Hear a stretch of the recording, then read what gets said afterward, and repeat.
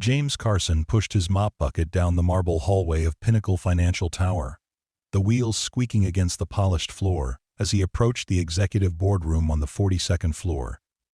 He had no idea that in 20 minutes he would speak 7 words that would prevent the largest corporate fraud in financial history. He didn't know that CFO Rachel Whitmore was about to make a decision that would either destroy him or elevate him beyond his wildest dreams. He couldn't have imagined that his late wife Sarah's voice would echo in his mind at the exact moment $5 billion hung in the balance, or that his daughter Emma's future would depend on whether he had the courage to speak up when powerful men in expensive suits tried to silence him.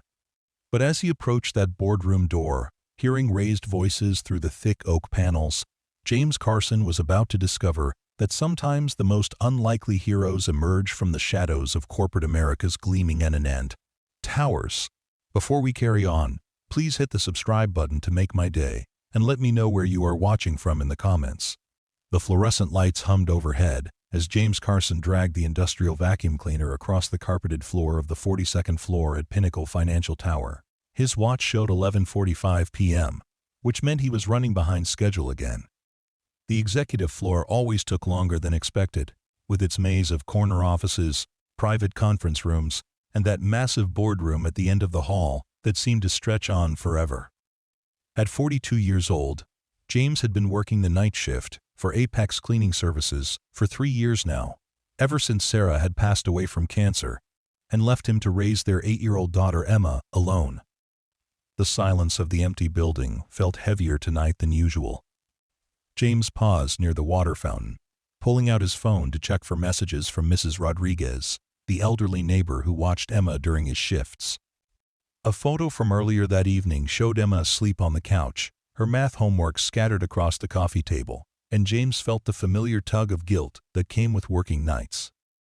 He wanted to be home tucking her in, helping with fractions and reading bedtime stories, but the night shift paid $22 an hour compared to the $14 he'd make during the day. Every dollar counted when you were trying to keep up with rent, groceries, school supplies, and the mountain of medical bills that Sarah's illness had left behind. James tucked his phone away and continued down the hallway, his sneakers silent against the thick carpet. The executive floor smelled different than the rest of the building, a mixture of expensive cologne, leather furniture, and something else he couldn't quite identify. Power, maybe. Or money. The paintings on the walls probably cost more than he made in a year, abstract splashes of color that seemed to mock his practical understanding of the world. Sarah would have understood them, he thought. She'd studied art history in college before switching to finance, and even after years of marriage, she could still surprise him with insights about things that flew completely over his head. As he approached the main boardroom at the end of the hall, James noticed something unusual. Light spilled from beneath the massive oak doors, and he could hear voices inside, muffled but clearly agitated. He checked his watch again. Nearly midnight. Who held meetings at this hour? James had been cleaning this building long enough to know that most executives were long gone by 6 p.m., racing home to their suburban mansions and weekend golf games. He slowed his approach, suddenly conscious of the noise his equipment might make. The voices grew clearer as he got closer. Someone was shouting, though the words remained indistinct through the heavy doors. James had always been taught to mind his own business, especially in a place like this where his job existed only as long as he remained invisible. But curiosity got the better of him, and he found himself pressing his ear closer to the door. "The due diligence report is clean," the gravelly voice was saying. "Our legal team has been over every page twice. Meridian Industries is exactly what they appear to be, a solid manufacturing company with good fundamentals and room for growth." "I don't like the timing," another voice responded, this one higher-pitched and tinged with anxiety. $5 billion is a lot of money to move this quickly. What's the rush? Why can't we take another month to really dig into their books?" "Because Global Dynamics is sniffing around the same deal," the first voice replied. Sharply. "We move now or we lose the biggest acquisition opportunity this company has seen in a decade. The board has already approved the preliminary terms." James realized he was eavesdropping on something important, something that probably involved more money than he could comprehend. He should move on, finish his work, and pretend he'd never heard anything. But something in the tone of the voices kept him rooted to the spot.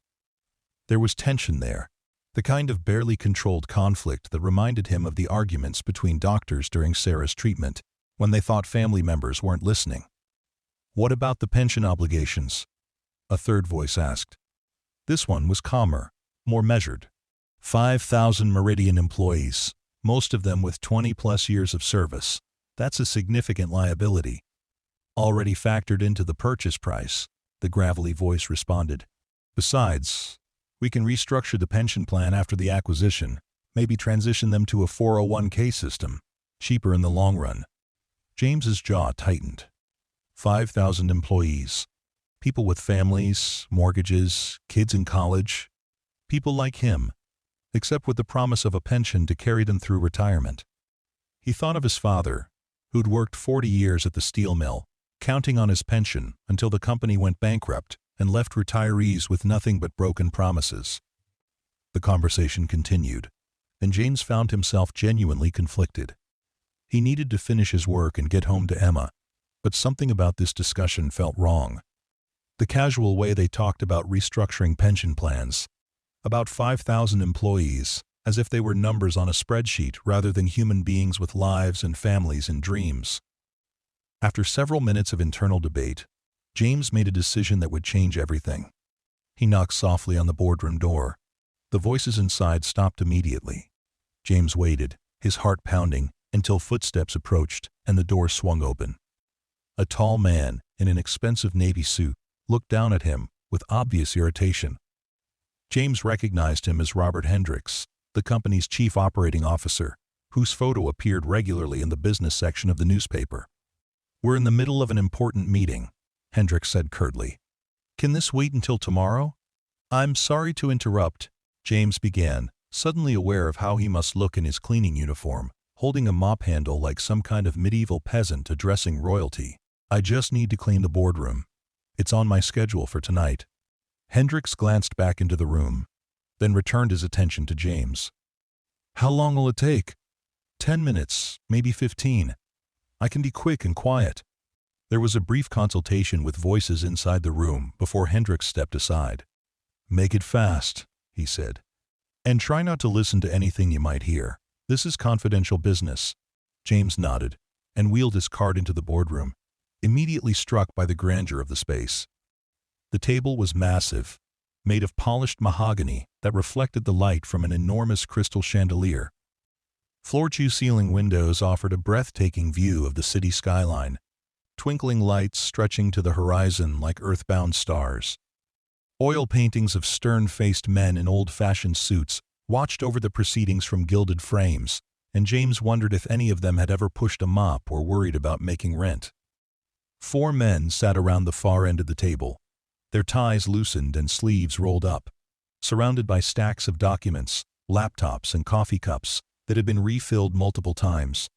James recognized Hendricks and 2 others from photos he'd seen in the building's lobby, but the 4th man was unfamiliar, probably from the company they were discussing acquiring. As James began to clean, trying to make as little noise as possible, the conversation resumed in hushed tones. But the acoustics of the large room carried their voices clearly, and despite his best intentions to mind his own business, James found himself listening. The environmental impact studies came back clean, one of the men was saying as he flipped through a thick folder. "No outstanding violations, no pending EPA investigations. Meridian has been very careful about compliance over the years." "What about the overseas operations?" Hendricks asked. "The facilities in Malaysia and Vietnam?" "Fully compliant with international standards," the unfamiliar man replied. James assumed this was someone from Meridian Industries. "We've invested heavily in modern equipment and safety protocols." No red flags there either. James moved closer to the table as he cleaned, and his eyes fell on the open contract spread across the mahogany surface. The document was easily 200 pages thick, with tabs and sticky notes marking important sections. Even upside down, he could see columns of numbers, legal terminology, and corporate letterheads that spoke of serious money changing hands.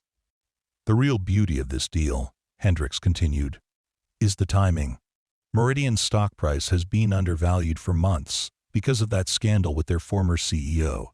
We're essentially buying a $5 billion company for $3.8 billion. It's the deal of the century.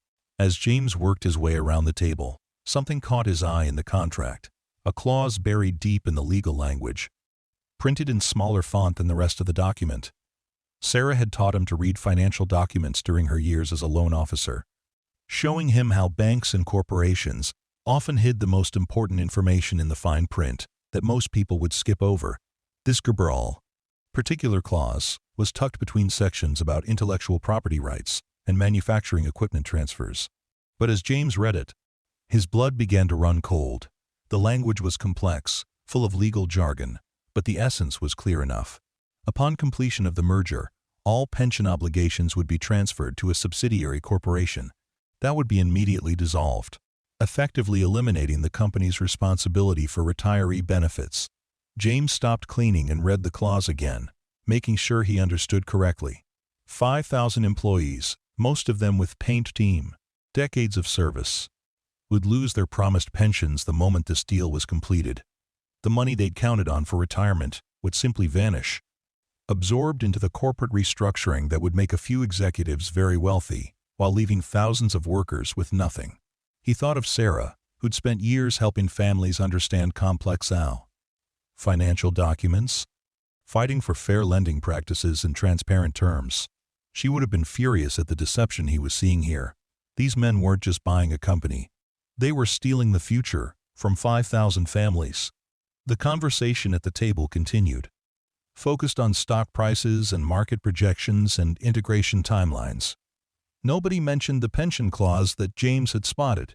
Either they didn't know about it, which seemed unlikely given the stakes involved, or they were deliberately avoiding the subject. James finished cleaning around the table and moved to the far end of the room, his mind racing. This wasn't his business. He was a janitor, not a financial analyst or a crusading journalist. His job was to clean offices and empty trash cans, not to interfere with billion-dollar corporate deals. But the image of 5,000 families losing their retirement security kept playing in his mind, and he could almost hear Sarah's voice urging him to do something. The integration timeline looks aggressive but doable, one of the executives was saying as he reviewed a document on his laptop. We can complete the acquisition by the end of the quarter and begin the operational consolidation immediately. I'd estimate 18 months to full integration. What about redundancies? Hendricks asked. Obviously, there's going to be some overlap in administrative functions.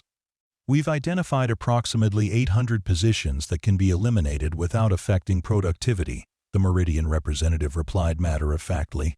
Most of those are in accounting, human resources, and middle management. Significant cost savings there. James gripped his mop handle tighter. 800 jobs eliminated, plus 5,000 pensions stolen. This wasn't just a business deal. It was a carefully orchestrated plan to destroy lives while generating enormous profits for a handful of people who already had more money than they could spend in a lifetime. He tried to focus on his work, to ignore the conversation, and finish his cleaning so he could go home to Emma. But Sarah's voice kept echoing in his mind, reminding him of the nights she'd stayed up late preparing presentations for bank executives, fighting for families who were being taken advantage by predatory lending practices. She'd never been able to ignore injustice, even when it would have been easier to look the other way. As James moved to empty the wastebasket near the head of the table, he found himself standing directly behind Hendricks, with the open contract just a few feet away. The pension clause was clearly visible, highlighted by the room's bright lighting. His heart pounded as he realized he was at a crossroads. He could walk away, finish his shift, and pretend he'd never seen anything. Or he could honor Sarah's memory by speaking up for people who had no voice in this room. "Excuse me," James said quietly, his voice barely above a whisper. The conversation stopped, and 4 pairs of eyes turned toward him with expressions ranging from annoyance to outright hostility. "I thought we asked you to work quietly," Hendricks said sharply. "What is it?" James's mouth felt dry as he pointed toward the contract. "That clause there, Section 12.7. Are you aware that it eliminates all pension obligations for current Meridian employees?" The silence that followed was deafening. James could hear the hum of the air conditioning system and the distant sound of traffic from the street far below.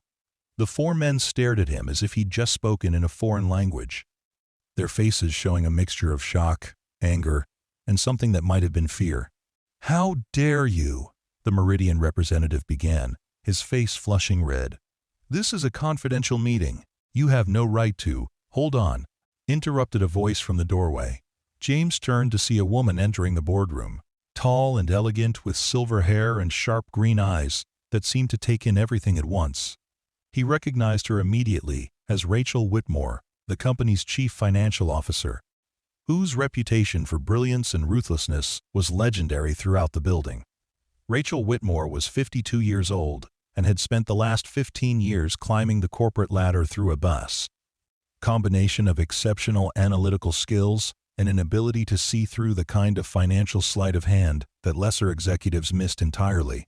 She commanded a salary of $2.4 million per year, lived in a penthouse apartment overlooking Central Park, and had never in her life been particularly concerned with the welfare of janitors or cleaning staff. But as she looked at James Carson standing nervously beside the conference table, something in his expression caught her attention. There was no malice there, no attempt at extortion or blackmail, just genuine concern and a kind of moral conviction that she rarely encountered in corporate boardrooms. "What exactly did you see?" Rachel asked James, her voice calm but intense. James pointed again to the contract. Section 12.7. It transfers all pension obligations to something called Meridian Subsidiary Holdings, which according to Section 15.3 gets dissolved within 30 days of the merger completion. 5,000 people lose their retirement benefits. The Meridian representative stood up abruptly. "This is ridiculous. We're not going to discuss confidential business terms with the cleaning staff." "But—" Rachel was already moving toward the table, her sharp eyes scanning the contract pages. She found Section 12.7 and read it carefully, her expression growing darker with each line. Then she flipped to Section 15.3 and read that as well. When she looked up, her face was a mask of controlled fury. "Robert," she said to Hendricks, her voice dangerously quiet, "did you know about this?" Hendricks shifted uncomfortably in his chair. "Rachel, let's discuss this privately. Answer the question. Did you know that completing this merger would eliminate pension benefits for 5,000 Meridian employees?" "The pension restructuring was mentioned in the preliminary discussions," Hendricks admitted reluctantly. "But the legal team assured us it was standard practice for acquisitions of this size." Rachel's eyes flashed. "Standard practice? Robert, do you have any idea what this means? We're not just buying a company. We're stealing retirement benefits from 5,000 families. The legal exposure alone could—" "Could what?" the Meridian representative interrupted. "Everything in that contract is perfectly legal. Complex, maybe, but legal. Corporate pension restructuring happens all the time." "Legal doesn't mean ethical," Rachel replied sharply. "And more importantly, it doesn't mean smart business. When this gets out, and it will get out, we'll face lawsuits from every pension rights group in the country. The negative publicity will cost us far more than we'd save by eliminating those benefits." James watched the exchange with growing amazement. He'd expected to be thrown out of the building, possibly fired, maybe even arrested for corporate espionage. Instead, he'd apparently uncovered something that the company's top financial officer found genuinely alarming. "Furthermore," Rachel continued, now pacing behind the chairs, "if we complete this acquisition knowing about the pension implications, we become liable for benefits that were promised to those employees before the merger. The courts won't let us hide behind corporate subsidiaries when 5,000 retirees are left with nothing." The room fell silent as the implications of her words sank in. James could see the executives doing rapid mental calculations, weighing potential profits against potential losses and legal exposure. "So what? Are you suggesting?" Hendricks asked finally. "I'm suggesting we call off the deal," Rachel replied without hesitation. "Or at minimum, we restructure the terms to protect those pension benefits. This contract is written, is a lawsuit waiting to happen." "Absolutely not," the Meridian representative said firmly. "We spent months negotiating these terms. The pension restructuring is non-negotiable. If Pinnacle Financial isn't interested in moving forward, we'll take the deal to Global Dynamics. James watched Rachel's face as she processed this ultimatum.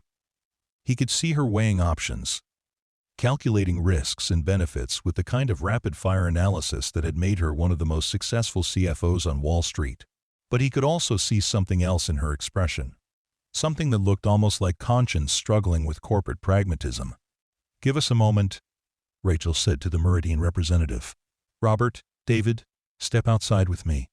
We need to discuss this privately." The three executives filed out of the boardroom, leaving James alone with the contract and his growing realization that he'd just inserted himself into a situation far beyond his understanding.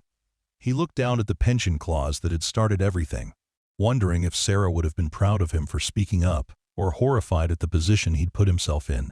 Through the glass walls of the conference room, James could see the executives in heated discussion.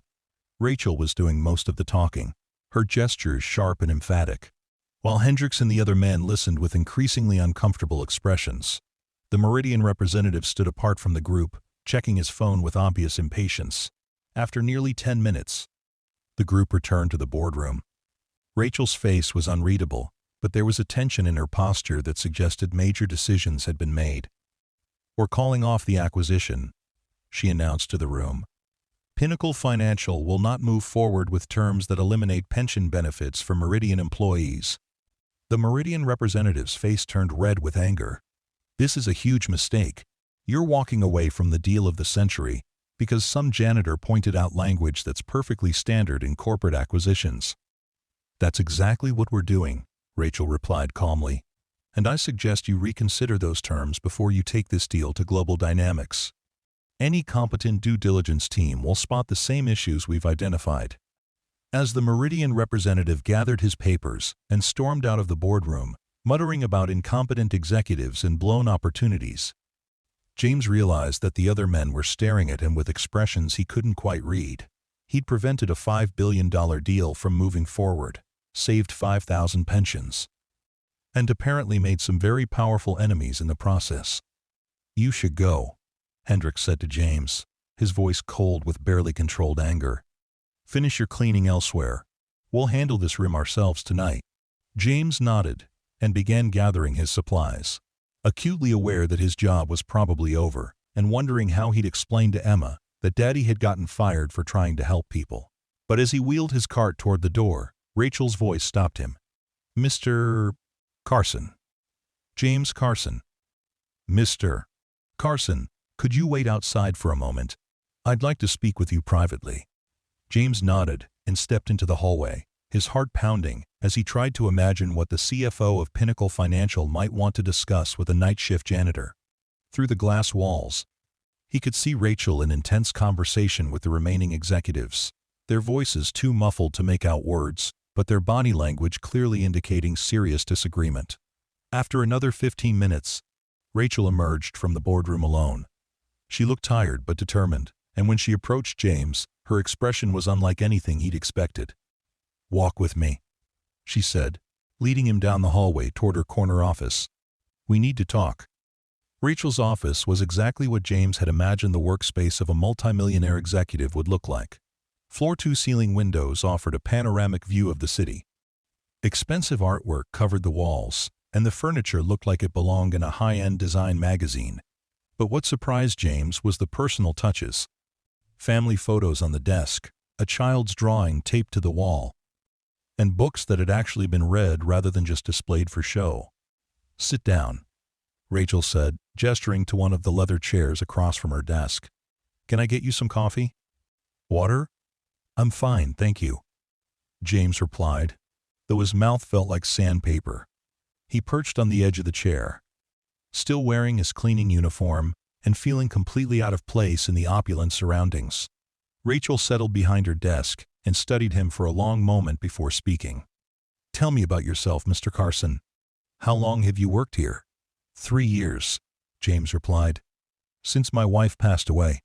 I needed the night shift, so I could be home with my daughter during the day." "What did your wife do?"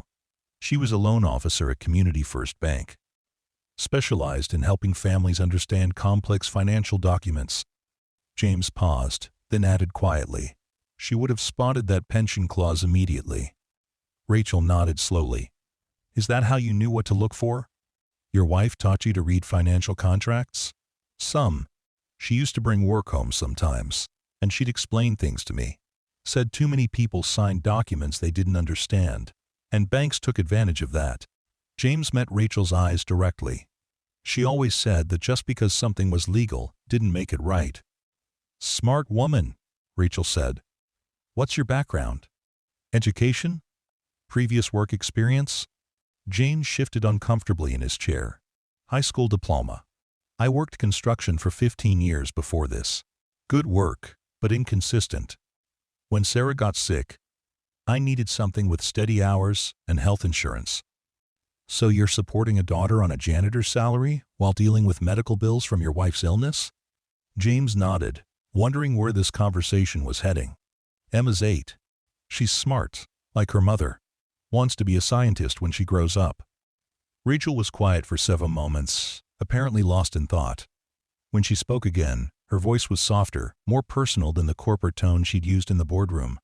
"Mr. Carson, what you did tonight was remarkable. Not just spotting the pension clause, but having the courage to speak up about it. Do you realize you potentially saved 5,000 families from losing their retirement security?" "I just did what seemed right," James replied. "My wife always said we have to look out for each other." "Yes, but most people don't actually follow through on that philosophy when it might cost them their job," Rachel said. "And make no mistake, speaking up in that boardroom could have had serious consequences for you." James felt a chill run down his spine. "Am I fired?" Rachel's expression was unreadable. "That depends. How would you feel about a career change?" The question caught James completely off guard. "I'm sorry? I have a proposition for you," Rachel continued. "Pinnacle Financial is about to undergo a major transformation. Tonight's events have made it clear that we need people who can spot the kind of ethical and legal landmines that our current due diligence process is missing. People who understand that business decisions affect real families, real lives." James stared at her, trying to process what she was suggesting. "I don't understand." "I'm offering you a job, Mr. Carson. A position in our due diligence department, working directly under my supervision. Your job would be to review potential acquisitions and investments from the perspective of someone who understands how corporate decisions affect working families." The offer was so unexpected that James couldn't immediately respond. A job in the financial department of one of the city's largest corporations? Him? A high school graduate who'd spent the last 3 years pushing a mop? "I don't have the qualifications," he said finally. "I don't have a business degree or finance background or—" "You have something more valuable," Rachel interrupted. "You have integrity, and you have the ability to see what cracks other people miss. Those are rare qualities in corporate America, Mr. Carson. Rarer than you might imagine." James thought of Emma, of the nights he'd spent worried about paying rent and buying groceries and covering the costs of school supplies. What would something like that pay? Starting salary would be $85,000 per year, plus benefits and potential bonuses based on performance, Rachel replied. "Not enough to make you rich, but enough to provide security for your daughter." The number hit James like a physical blow. $85,000 was nearly 4 times what he made as a janitor. It would mean Emma could take piano lessons, go to summer camp, have the kind of childhood that Sarah had dreamed of providing for her. But it would also mean leaving behind everything familiar and stepping into a world where he'd be surrounded by people with advanced degrees and years of experience, people who might resent a former janitor being placed in a position of authority over multi-million-dollar decisions. "Why?" James asked. "Why would you take a risk like that on someone like me?" Rachel leaned back in her chair, and for the first time that night, she looked her age. "Because I've spent 15 years in corporate finance, Mr. Carson, and I've seen what happens when companies lose sight of their moral obligations. I've watched brilliant people make terrible decisions because they stopped thinking about the human cost of their actions." She gestured toward the window, where the city lights stretched into the distance. "Every one of those lights represents families, people trying to make a living and take care of their children and plan for the future. When we make decisions in these boardrooms, we affect millions of lives. But somehow, we forget that in all the spreadsheets and profit projections. Rachel turned back to James. Tonight, you reminded us that our decisions have consequences beyond quarterly earnings reports. You saw 5,000 families losing their pensions, and you spoke up. That's the kind of perspective we need more of in corporate America. James sat quietly for a moment, trying to absorb everything that had happened. 12 hours ago, his biggest concern had been whether Emma had remembered to do her math homework. Now he was being offered a chance to completely change their lives. There's something else you should know, Rachel continued. Robert Hendricks isn't happy about what happened tonight. He sees you as someone who cost the company a profitable deal, and he's going to try to make your life difficult if you accept this position. What do you mean?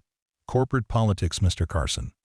Hendricks has allies on the board of directors, people who believe that profitable deals should move forward regardless of ethical concerns. If you accept this job, you'll be caught in the middle of a philosophical battle for the soul of this company. James thought of Sarah, of the passion she'd brought to fighting for families who were being taken advantage of by predatory lenders. She'd faced opposition from colleagues who thought she was too idealistic, too concerned with ethics at the expense of profits, but she'd never backed down from doing what she believed was right. What exactly would I be doing? James asked. Due diligence review on all major acquisitions and investments, Rachel replied. You'd work with our legal and financial teams to identify potential problems, but your specific focus would be on employee impact, community consequences, and ethical implications. Essentially, you'd be our conscience. The irony wasn't lost on James. He'd spent 3 years cleaning up after corporate executives, and now one of those executives was asking him to help clean up their decision-making process. I'd need training, James said. I'd need to learn about securities law, corporate finance, all the technical aspects. We'd provide comprehensive training, Rachel assured him. 6 months of intensive education, working with our best analysts and outside consultants. By the time you're ready to take on major projects, you'll have the knowledge you need. James looked around Rachel's office, taking in the expensive furnishings and prestigious awards. It was hard to imagine himself belonging in this world, but the thought of providing real security for Emma was overwhelmingly tempting. Can I think about it? He asked. Of course. But I need an answer by Friday. If you're interested, we'll need to move quickly to get you enrolled in training programs and integrated into the team. James stood up, still feeling overwhelmed by the magnitude of what had just happened. Ms. Whitmore, can I ask you something? Certainly. Why are you really doing this? I mean, you could hire someone with an MBA, someone with experience. Why take a chance on me? Rachel was quiet for a long moment, and when she spoke, her voice carried a weight of personal history that James hadn't expected. My father was a steel worker in Pittsburgh, she said finally. Worked for 38 years at the same plant, counting on his pension to carry him through retirement. When the company went bankrupt, he lost everything. Had to take a job as a security guard at age 62 just to pay the rent. She looked directly at James. I became successful in corporate finance, but I never forgot where I came from. Tonight, when you pointed out that pension clause, you reminded me that behind every contract and every deal are real people with real lives. People like my father. James nodded, understanding something fundamental about the woman across the desk. For all her success and wealth, Rachel Whitmore remembered what it felt like to worry about paying bills and taking care of family. I'll give you my answer by Friday, James said. As James made his way home through the empty streets, his mind raced with possibilities and concerns. The offer was incredible, life-changing, but it also represented a massive leap into the unknown. He'd be leaving behind the security of a job he understood, stepping into a world where his lack of formal education might be seen as a liability. The Scraw apartment was quiet when he arrived, Mrs. Rodriguez having gone home hours earlier. James checked on Emma, finding her asleep in her bed with a book about space exploration still open beside her. He gently marked her place and set the book on her nightstand, then sat on the edge of the bed watching her sleep. Emma had Sarah's eyes and her mother's fierce intelligence, but she also had James's stubborn determination and his ability to see the best in people. At 8 years old, She was already showing signs of the kind of moral clarity that had led James to speak up in that boardroom. What kind of example would he set for her if he turned down this opportunity? What kind of future could he provide for her on a janitor's salary? But what if he accepted the job and failed? What if he proved to be out of his depth in the corporate world and ended up embarrassing himself and disappointing everyone who had believed in him? James thought about Sarah, about the conversations they'd had late at night when she was fighting her illness, but still trying to help families understand complex financial documents. She'd always believed that ordinary people could make extraordinary differences if they had the courage to speak up for what was right. "What would you do?" he whispered to the empty room, wishing desperately that he could hear her voice one more time. But even as he asked the question, James knew what Sarah's answer would be. She'd tell him to take the risk, to trust in his own abilities, and to never forget that success meant nothing if it didn't help others along the way. Over the next 3 days, James found himself thinking constantly about Rachel's offer. He researched Pinnacle Financial online, learning about their acquisition history and corporate culture. He read articles about due diligence processes and corporate ethics, trying to understand what he'd be getting himself into. The more he learned, the more daunting the challenge seemed. Corporate finance was a complex world of regulations and legal requirements, financial models and risk assessments. People spent years in business school learning concepts that James would need to master in months. But he also discovered something encouraging in his research. Many of the most successful business leaders had started from humble beginnings, bringing perspectives and insights that couldn't be learned in textbooks. Street smarts and life experience sometimes counted for more than advanced degrees when it came to understanding human nature and identifying potential problems. On Thursday evening, as James was helping Emma with her science homework, she looked up at him with serious eyes. "Daddy, you've been different this week. Are you okay?" James set down the textbook they'd been studying and gave Emma his full attention. At 8 years old, she had an uncanny ability to read his moods and sense when something important was happening. "I'm thinking about making some changes," James said carefully. "Good changes, but big ones." "What kind of changes?" James had always tried to be honest with Emma about their situation, without burdening her with adult worries. She knew they didn't have much money, that he worked nights to pay the bills, that some of the things her friends took for granted weren't possible for their family. "Someone offered me a different job," James explained. "One that would pay more money and let me work during the day instead of at night." Emma's eyes lit up. "You mean you'd be home for dinner every night? And you could come to my school plays and parent conferences?" "Yes," James said, feeling his heart clench at the hope in her voice. "But it would also mean learning a lot of new things and working with people who are very different from us." "Different how?"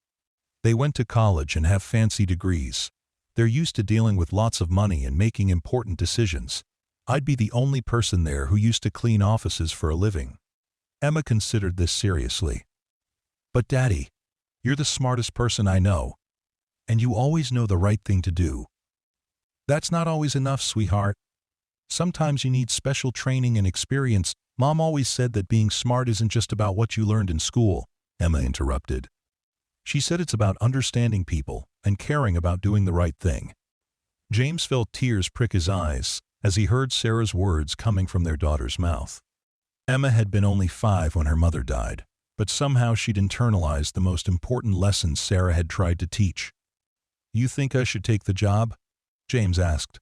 Emma nodded solemnly. "I think Mom would want you to help people, even if it's scary." That night, after Emma had gone to sleep, James sat at the kitchen table with a cup of coffee and Sarah's old laptop, writing out the pros and cons of accepting Rachel's offer.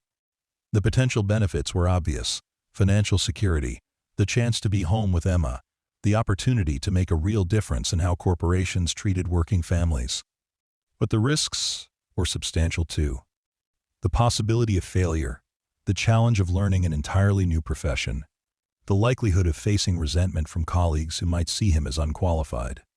As he weighed the options, James kept coming back to the moment in the boardroom when he'd spotted the pension clause.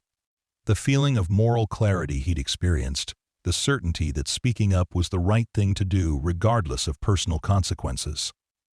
Sarah had always said that life's most important decisions usually involved choosing between what was safe and what was right. On Friday morning, James called Pinnacle Financial and asked to speak with Rachel Whitmore.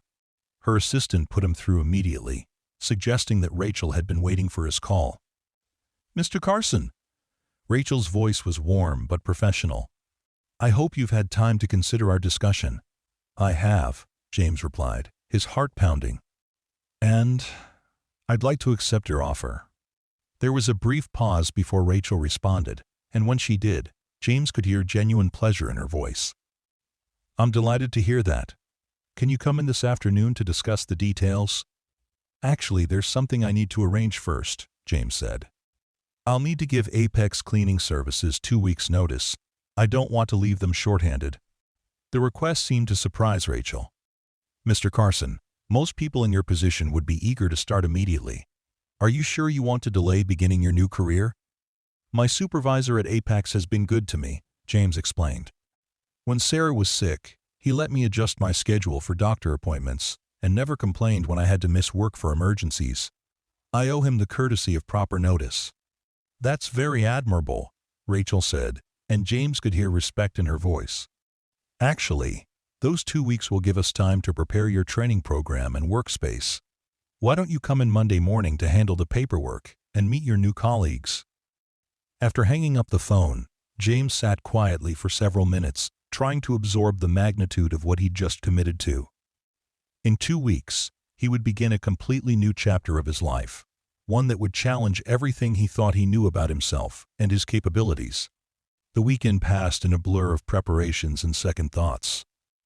James spent Saturday afternoon shopping for professional clothes with Emma, who insisted on helping him pick out ties and dress shirts that would make him look like someone important. The prices at the department store made him wince, but Rachel had mentioned that his first paycheck would include a clothing allowance for professional attire. On Sunday, James and Emma visited Sarah's grave for the first time in months. The cemetery was peaceful, with autumn leaves scattered across the well-maintained grounds, and the sound of distant traffic creating a gentle hum in the background. Emma brought a drawing she'd made of a rocket ship, which she placed carefully beside the headstone. "I told Danny he should take the new job," Emma said to the headstone, her 8-year-old voice serious and formal. "I think you would want him to help people like you used to do." James knelt beside the grave, his throat tight with emotion. "I hope I'm making the right choice, Sarah. I hope I don't let everyone down." As they walked back to the car, Emma slipped her hand into his. "Daddy, are you scared about the new job?" "A little," James admitted. "It's going to be very different from what I'm used to. But you'll still be the same person, right? You'll still be my daddy who tells funny stories and makes pancakes on Saturday morning?" "Always," James promised, squeezing her hand gently. Monday morning arrived with an unseasonable warmth that made the city feel more optimistic than usual. James had spent an hour getting ready, trying on 3 different combinations of shirt and tie, before settling on something that Emma had declared perfect for someone who helps people. As he rode the elevator to the 42nd floor of Pinnacle Financial Tower, James marveled at how different the building felt when he was arriving as an executive rather than a custodian. Rachel's assistant, a polished woman in her 30s named Janitor, greeted James warmly and led him through a maze of cubicles and offices to a corner workspace that took his breath away. The office was smaller than Rachel's but still impressive, with large windows overlooking the city, a mahogany desk, and 2 comfortable chairs for meetings. A nameplate on the desk read, "James Carson, Due Diligence Specialist." "Ms. Whitmore wanted you to have a proper office rather than a cubicle," Jennifer explained. "She felt it was important for you to have privacy for confidential discussions and space to review large documents." James stood in the doorway, still unable to believe that this elegant workspace was his. 3 weeks ago, he'd been cleaning similar offices, emptying trash cans and vacuuming carpets. Now, he had his own office, his own nameplate, his own responsibility for decisions that could affect thousands of lives. "Mr. Carson?"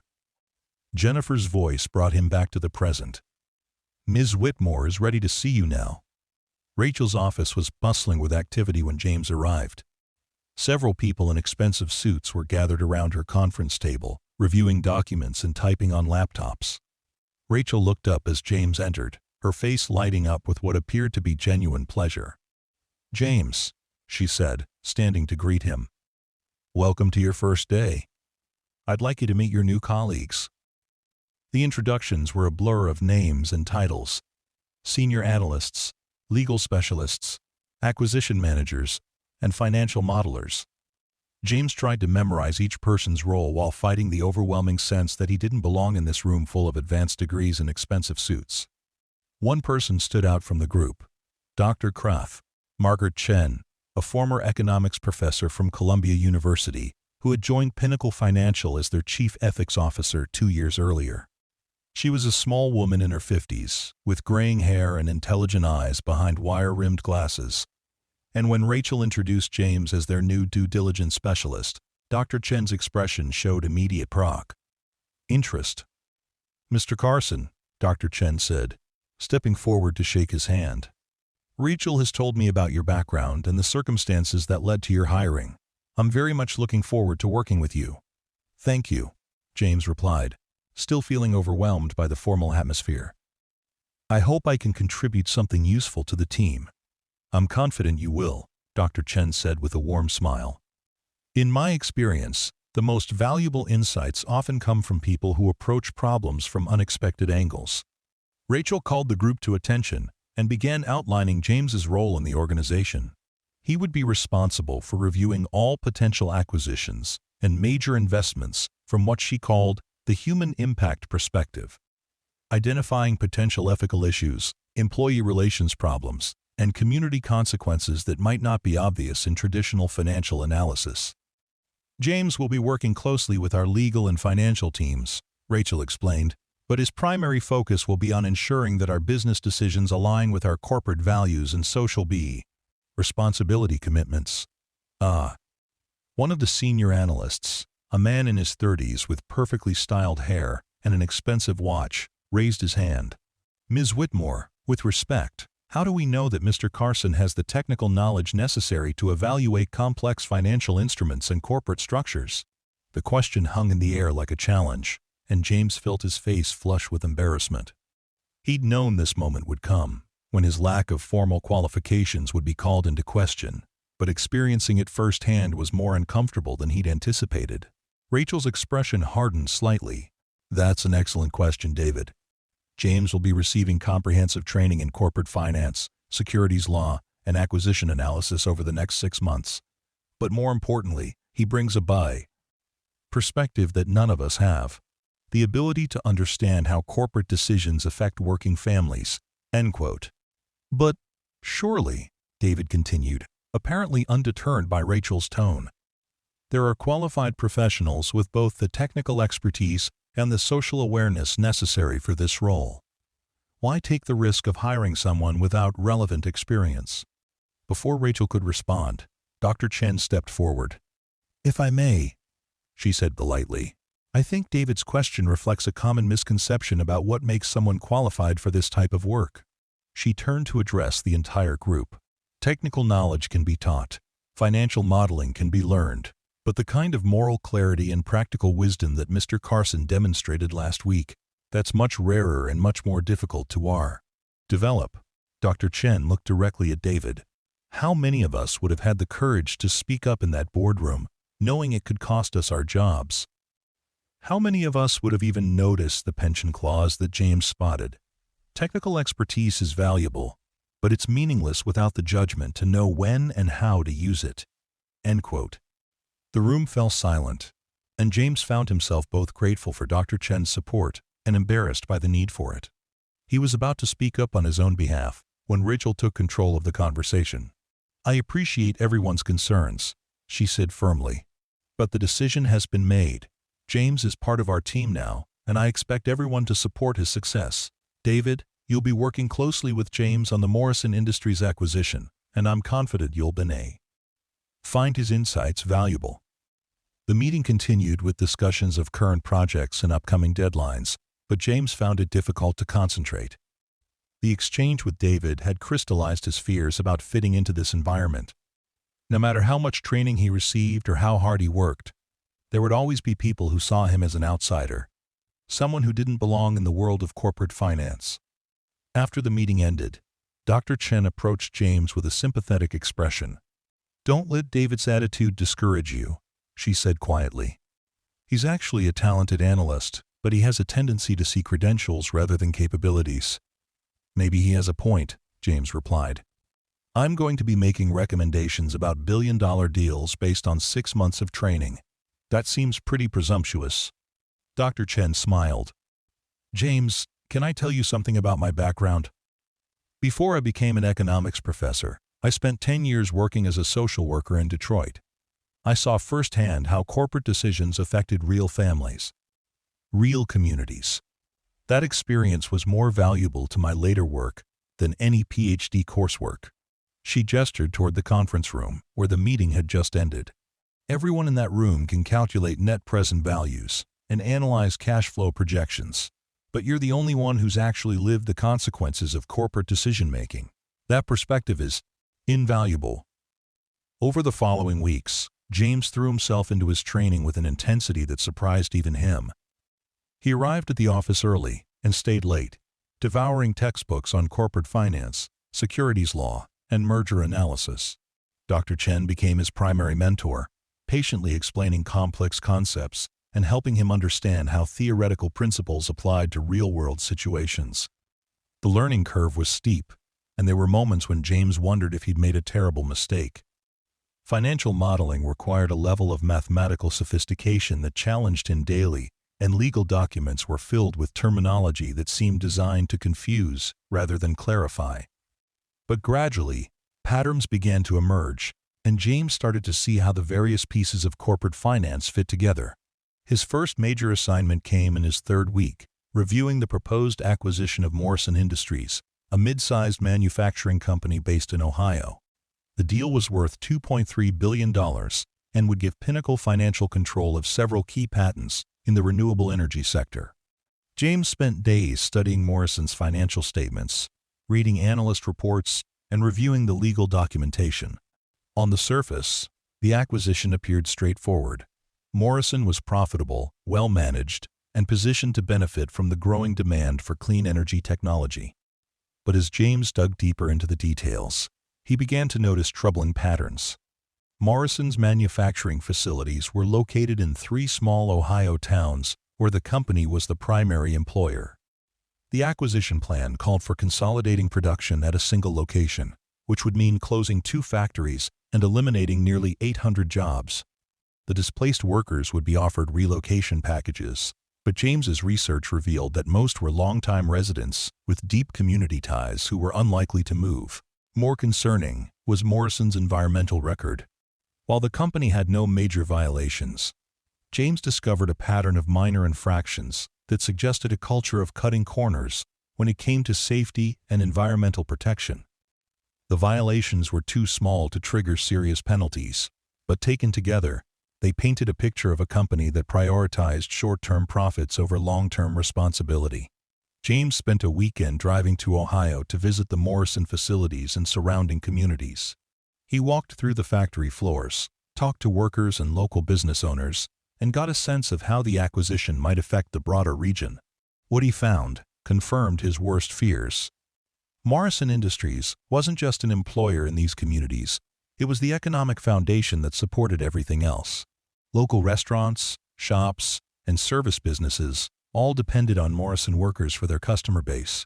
Closing 2 of the 3 factories wouldn't just eliminate 800 manufacturing jobs, it would devastate entire communities. When James returned to New York, he spent several sleepless nights drafting his report. He understood the financial logic of the acquisition and could see why Morrison's patents and technology were attractive to Pinnacle Financial. But he also understood the human cost of the proposed consolidation and the long-term risks of acquiring a company with questionable environmental practices. His final report was 38 pages long, meticulously documented, and unequivocally negative. James recommended against the acquisition, citing concerns about community impact, environmental liability, and the potential for negative publicity that could damage Pinnacle Financial's reputation.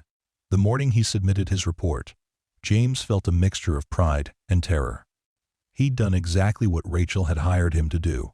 evaluate a major business decision from the perspective of its human consequences. But he'd also just recommended against a deal that could generate hundreds of millions in profits for his new employer. Rachel called him into her office that afternoon. His report spread across her desk along with financial analyses from other team members.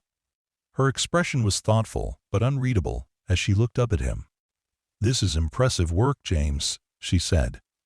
"Thorough, well-researched, and clearly written. You've identified several issues that our other analysts missed entirely." "But?" James asked, sensing that praise was coming with qualifications. "But the acquisition committee is scheduled to vote on the Morrison deal tomorrow morning, and the preliminary recommendation from our financial team is strongly positive. Your report is going to create some serious complications." James felt his stomach drop. "Are you asking me to change my conclusions?" "Absolutely not," Rachel replied firmly. "I'm warning you that tomorrow's meeting is going to be contentious.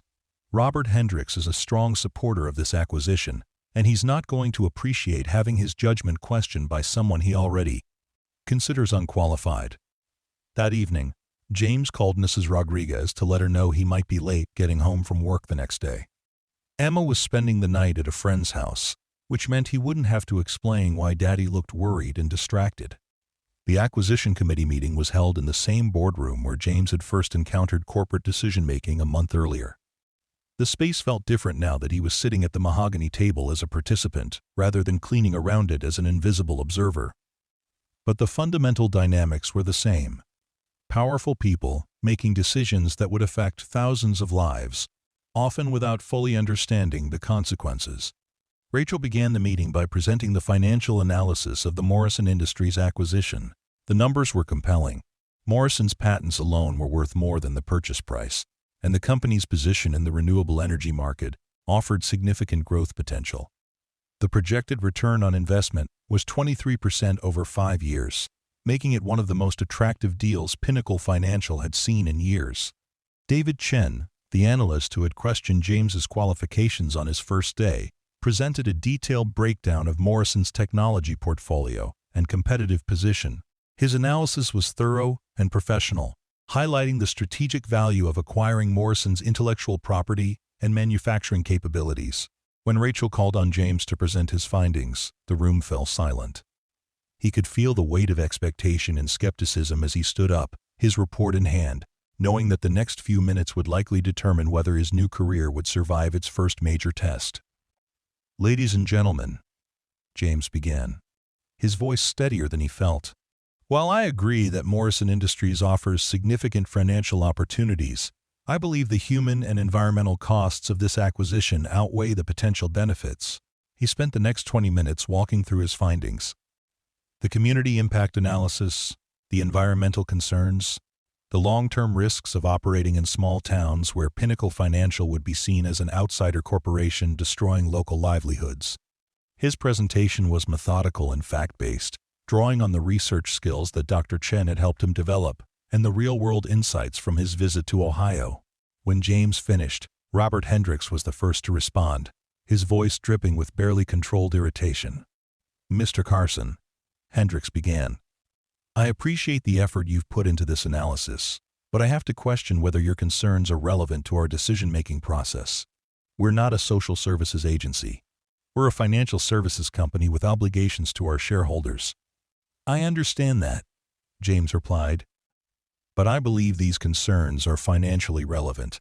The negative publicity from closing 2 factories and eliminating 800 jobs could damage our reputation and affect our other business relationships, and the environmental issues represent potential liability that could cost us millions in cleanup and legal fees." End quote. Hendricks leaned forward in his chair, his expression hostile. "Are you seriously suggesting that we should pass up a $2.3 billion acquisition because some factory workers might lose their jobs? That's the nature of business, Mr. Carson. Companies grow, consolidate, and eliminate redundancies. It's how capitalism works." The room was tense with conflict, and James could see other committee members shifting uncomfortably in their chairs. He knew that this moment would define not just the Morrison acquisition, but his entire future at Pinnacle Financial. "Mr. Hendricks," James said carefully, I'm not suggesting that we should never make difficult business decisions. I'm suggesting that we should make them with full awareness of their consequences.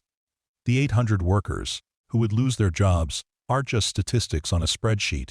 They're people with families, mortgages, and dreams for their children's futures. And that's exactly the kind of sentimental thinking that prevents companies from making rational business decisions, Hendricks shot back. We can't run a profitable corporation by worrying about every displaced worker and disappointed community. Dr. Chen spoke up from across the table. Actually, Robert, there's substantial research showing that companies with strong social responsibility profiles tend to outperform their peers over the long term. Ignoring community impact isn't just ethically questionable, it's often bad business. End quote. Thank you, Margaret, Hendricks replied sarcastically, but I don't think we need a lecture on corporate social responsibility. We need to focus on returns for our investors. Rachel had been silent throughout the exchange, but now she leaned forward with the kind of quiet authority that commanded attention.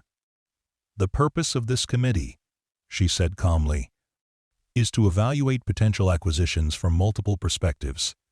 Financial returns are certainly important, but they're not the only consideration. James has raised legitimate concerns about long-term risks and reputational consequences. She looked around the table at each committee member. The question we need to answer is whether the potential profits from this acquisition justify the human costs and environmental risks that James has identified. The debate continued for another hour, with committee members weighing financial projections against ethical concerns, growth opportunities against community impact. James found himself defending his conclusions against increasingly aggressive questioning from Hendricks and his allies, while Rachel and Dr. Chen provided support when they could. Finally, Rachel called for a vote. The committee consisted of 7 members, and James watched with growing tension as they went around the table. 3 members voted in favor of the acquisition, citing the strong financial returns and strategic value.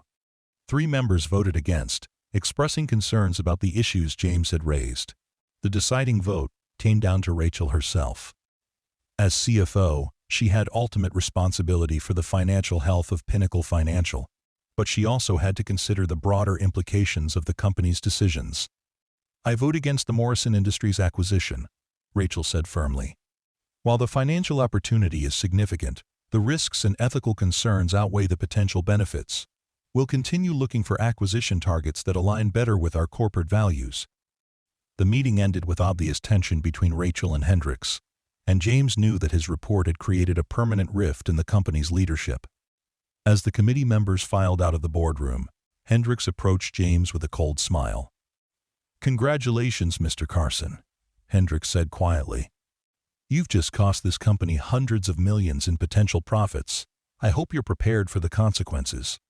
The threat was clear, but before James could respond, Rachel appeared at his side. "Excellent work, James," she said loudly enough for Hendricks to hear. "Your analysis was exactly what we needed to make an informed decision."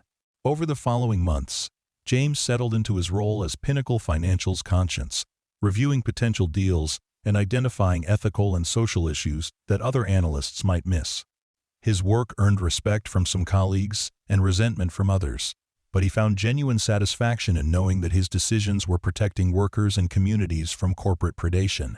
The Morrison Industries decision proved to be prescient when the company was later investigated by the EPA for environmental violations that could have cost Pinnacle Financial millions in cleanup costs.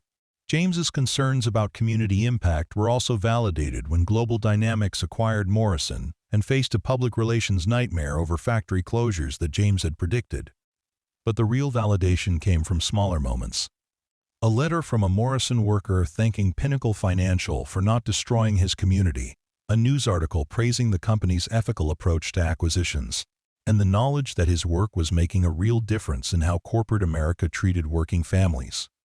6 months after starting his new job, James received a promotion to Senior Due Diligence Specialist, along with a salary increase that finally allowed him to stop worrying about monthly bills. Emma was thriving in school, taking piano lessons, and participating in science clubs that fed her curiosity about the world. On a quiet Sunday afternoon, as James and Emma visited Sarah's grave to share news about his latest promotion, Emma looked up at him with serious eyes. "Daddy?" Do you think Mom would be proud of what you're doing?